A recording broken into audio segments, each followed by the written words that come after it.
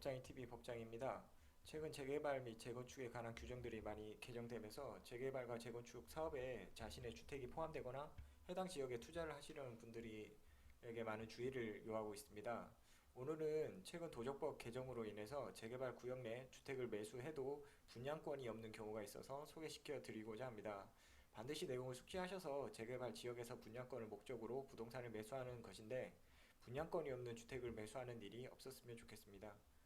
보통 재개발 정비구역에서 부동산을 매수하는 경우에는 화면에 보이시는 것처럼 매도자가 한 주택을 소유하고 있는 경우에 매수자가 매도인이 가지고 있는 주택을 매수하면서 재개발 분양권도 매수하는 것으로 생각하게 됩니다.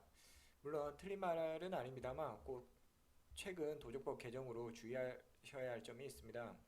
그렇다면 왜 분양권이 없는 재개발 물건이 발생이 되고 손해를 방지하기 위해서는 어떻게 해야 되는지 알아보도록 하겠습니다. 내용이 조금 많아질 것 같아서 편을 나눠서 왜 이런 문제가 발생하고 는 편을 1편으로 하고 손해를 방지하기 위해서 해야 되는 방법에 대해서는 2편으로 올려드리도록 하겠습니다.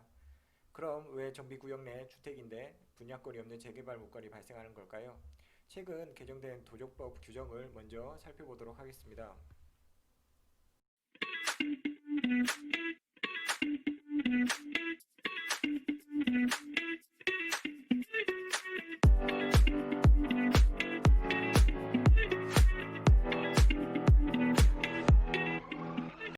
현재 보시는 규정이 도정법 규정인데요. 최근 2017년 또는 28년 정도에 개정되었습니다. 다른 내용은 조금 어렵고 간단하게 보시면 다음 각 호에 해당하는 경우에는 여러 명을 대표하는 한 명을 조합원으로 본다고 돼 있죠. 즉 분양권이 하나란 말이에요.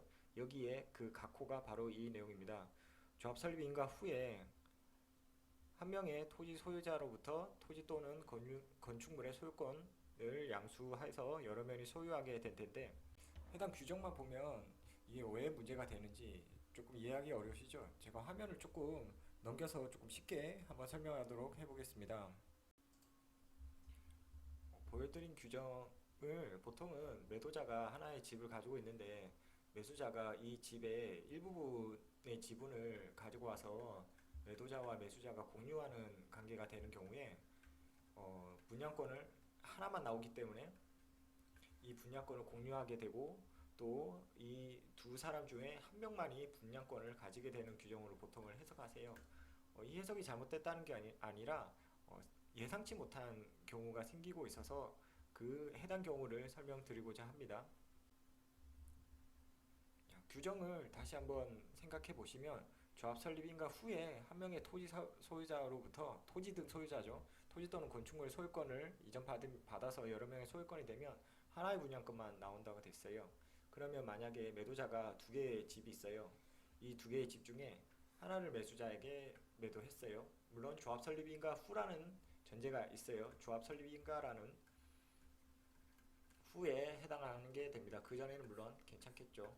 이렇게 하나의 집을 팔게 되면 해당 규정에 적용되게 됩니다. 즉 조합 설립인가 후에 한 명이 가지고 있는 두 개의 건물 중에 하나를 매수하게 되면 돼서 여러 명이 소유하게 됐죠. 처음에는 매도자 한 명에게 있었던 집이 하나에 매수하게 되면서 두 명의 소유자가 생기게 된 거예요.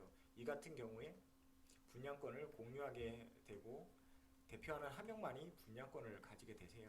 그렇기 때문에 매수자는 이 집을 목적으로 사지는 않겠죠. 정비구역 내에 당연히 새로 생기게 된 아파트 분양권을 위해서 샀는데 자칫 잘못하면 매도자와의 사이에 누가 분양권을 가지게 될지 정해야 되고 그에 따라서 하나의 분양권이 나오면 자칫 잘못하면 매도자가 분양권을 가지고 자신은 이 집에 대해서 청산 절차, 즉 현금 청산으로 가게 될 수도 있다는 거예요. 이 점을 반드시 유의하셔야 됩니다.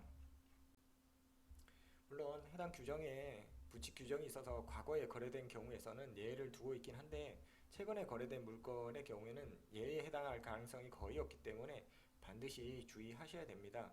이와 같이 분양권이 없는 재개발 물건을 매수하는 경우에 주의하셔야 됨을 알려드렸습니다. 반드시 투자나 재개발 지역에 물건이 가지고 계신 분들, 특히 매수자 두 분 다 매도자도 자칫 잘못했다가는 복잡한 소송 관계가 매수자와 형성될 수 있기 때문에 반드시 자신이 몇 채를 가지고 있다는 점을 밝히시고 매수자도 반드시 매도자가 몇 개의 물건이 있는지 반드시 확인하셔야 됩니다.